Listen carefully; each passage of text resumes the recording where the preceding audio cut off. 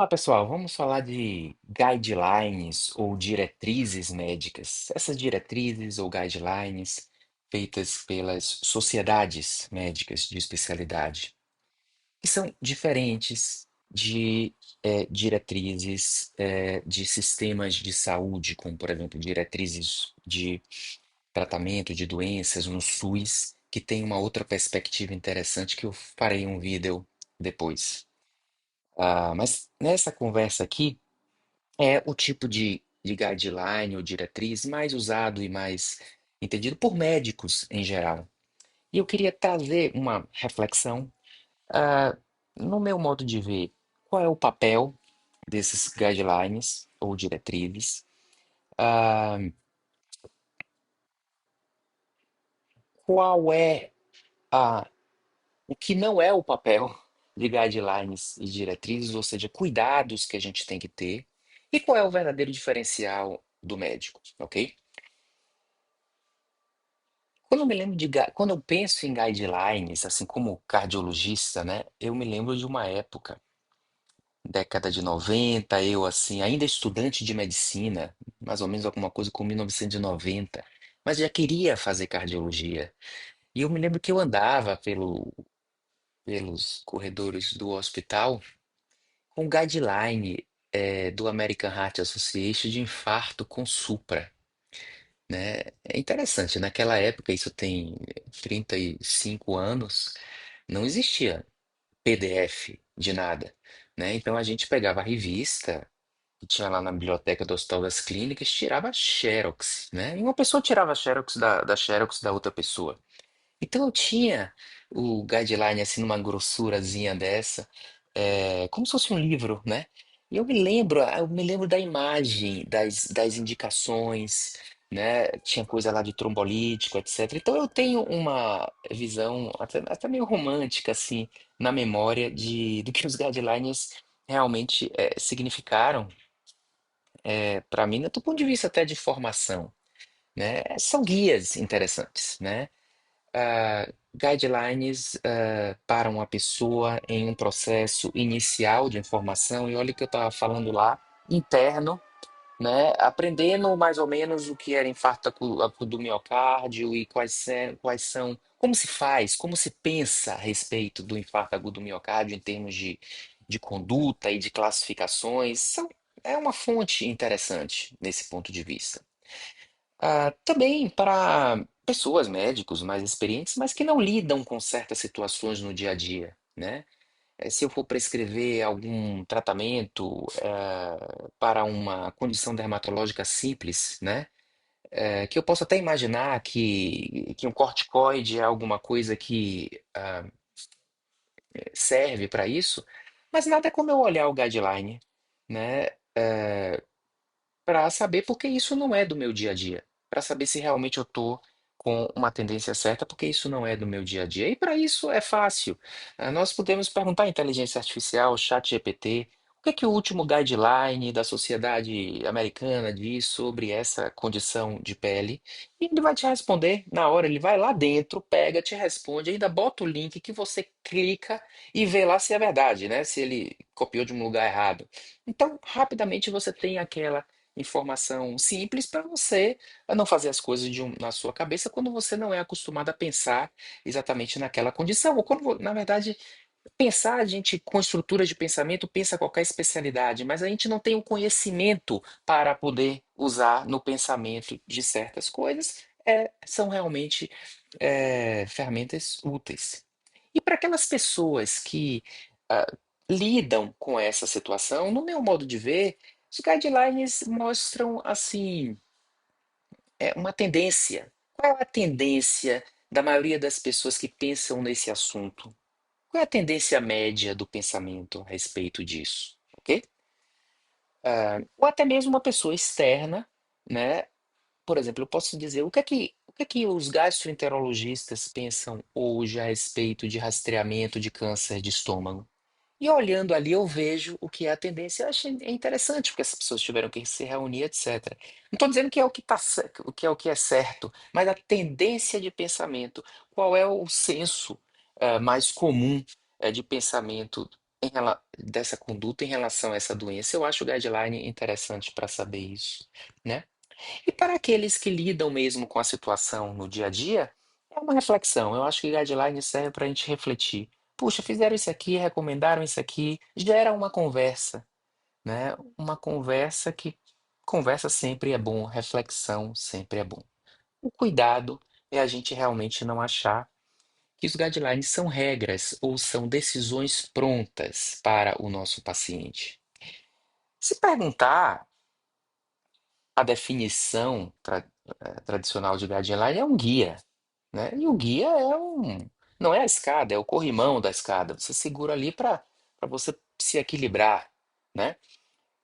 Isso é realmente a definição, digamos, original disso aí. Ou seja, não é a decisão tomada. No entanto, aí eu entro com uma temática que realmente me estimulou, né, com esse vídeo.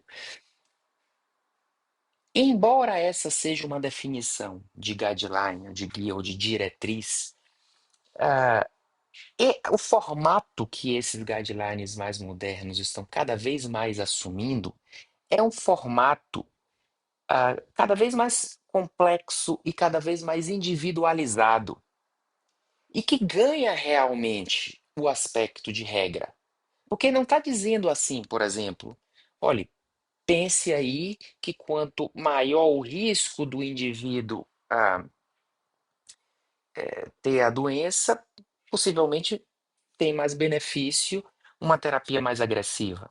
Não, agora não é assim, né? Agora diz exatamente, praticamente quem tem que ter a terapia, em que dose, com que medicação, né? E de uma maneira caricatural, na verdade, nos dias de hoje, porque antes, eh, por exemplo, antes de lipidemia, a gente dividia em médio, intermediário, alto risco. Isso é uma discussão muito interessante que vai ser tema de coisas do futuro para a gente discutir essa risco individualizado.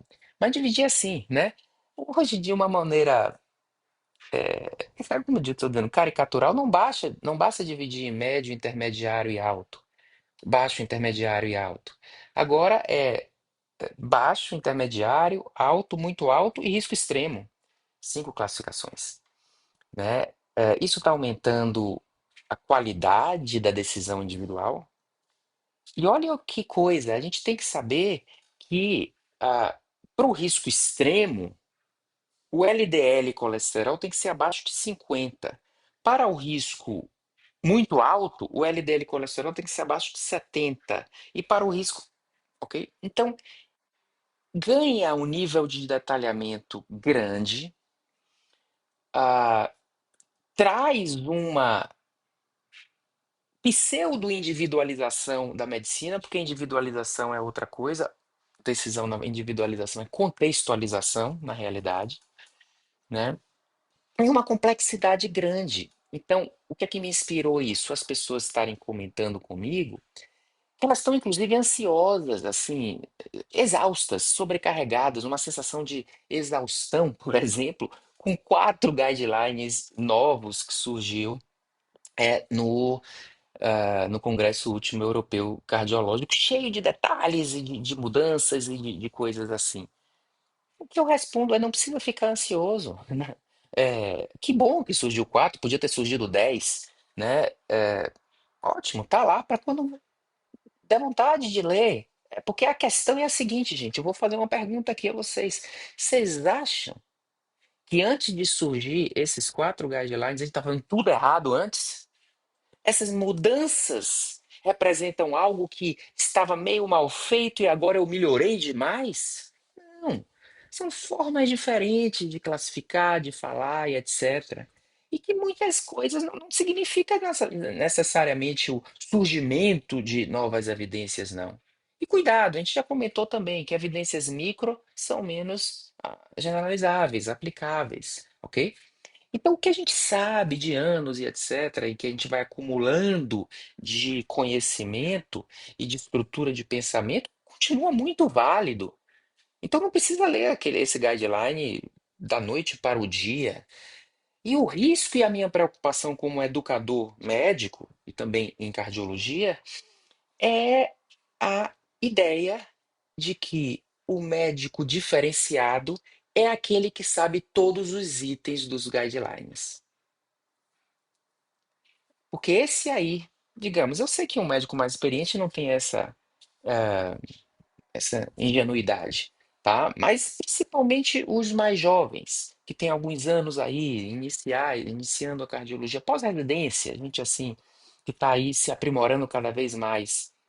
Isso pode levar a uma ideia que é aquela memorização exatamente daquela, daquela nova classificação do que é uma estenose de tal válvula, né? E aquela nova indicação que é isso que traz o diferencial médico.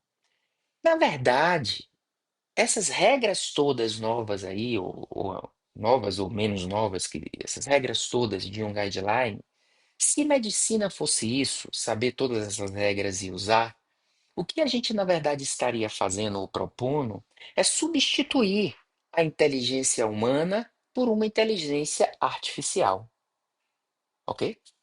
Saber todos os itens dos guidelines e encaixar o seu paciente em cada uma daquelas sub classificações, sabendo exatamente a conduta que vai ser feita, é não usar a inteligência humana e usar uma versão de inteligência que é a que a gente conhece hoje como inteligência artificial, que é, na realidade, reconhecimento de padrão. O que esses Large Language Models fazem é isso, ele não pensa, isso é conhecido, né? Não é controvérsia. Eles não são programados para fazer inferência causal no pensamento, tá? Na verdade, ele completa uma lacuna. Eu posso completar a lacuna se eu tiver um algoritmo de o paciente sim, assim e assim, então é assim que eu vou fazer, a gente está fazendo como eles fazem, como a inteligência artificial faz. Então a proposta é, guideline é uma versão nova de como essas pessoas que se reuniram discutiram, não é exatamente algo que vai mudar a sua forma de conduta ou sua forma de pensamento, da noite para o dia. Medicina é a profissão mais complexa que existe e o processo de decisão é complexo. E não é um algoritmo complicado que resolve o complexo, que a gente precisa entender a diferença de complexo e complicado, ok? O algoritmo complicado, ele encaixa, reconhece padrão e diz a você o que fazer. As coisas complexas precisam de uma capacidade de pensamento e processo de decisão muito mais aprimorada do que o uso de guideline. Então, não percam muito tempo tentando memorizar todas essas coisas, ok? Invistam mais o tempo nos princípios de processo de decisão, ok? Nos princípios. E, na verdade, precisando ali uma informação ou outra, a gente pega na hora. Hoje é muito mais fácil, inclusive, acessar isso. A gente não precisa andar como eu andava antigamente com o guideline debaixo do braço. A gente pega na hora a informação, né? Agora, o guideline ideal, o guideline do futuro, se assim a medicina evoluir cognitivamente, será guias de pensamento, ou princípios de processo de decisão gerais, ok? Que você faz em qualquer especialidade, em qualquer situação, em qualquer doença, que são muitos desses princípios. E os guidelines, então, de cada especialidade aplicariam esses princípios utilizando as premissas básicas de conhecimento, ok? Mas ele não estaria dizendo, se você fizer aqui uma classificação com essa calculadora de risco e cair no número tal, que signifique risco extremo, a conduta é essa. E mesmo que tenha escrito isso e a gente use a coisa, entendam que isso não é conduta.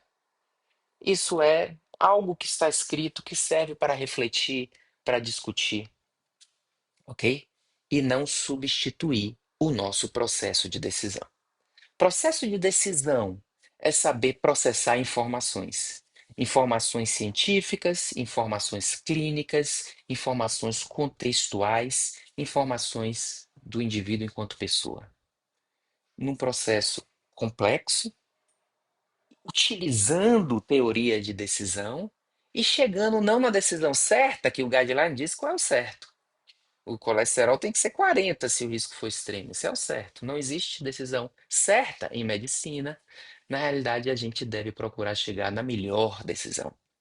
Então, que ótimo que os guidelines estão interessantes, estão surgindo aí, mas relaxem. Invistam mais o tempo no desenvolvimento do processo de pensamento, no raciocínio clínico. Existem modelos que podem ser utilizados, ensinados, e que isso pode habilitar realmente o médico a ser um médico bom, cognitivamente bom. E os guidelines podem ser consultados quando precisar de uma maneira muito mais fácil hoje do que na época que eu era jovem, ok? Essa é a recomendação. Recomendação não. Essa é a minha reflexão, entendeu? Que a gente continue com os guidelines, a gente saiba o significado deles. Até a próxima.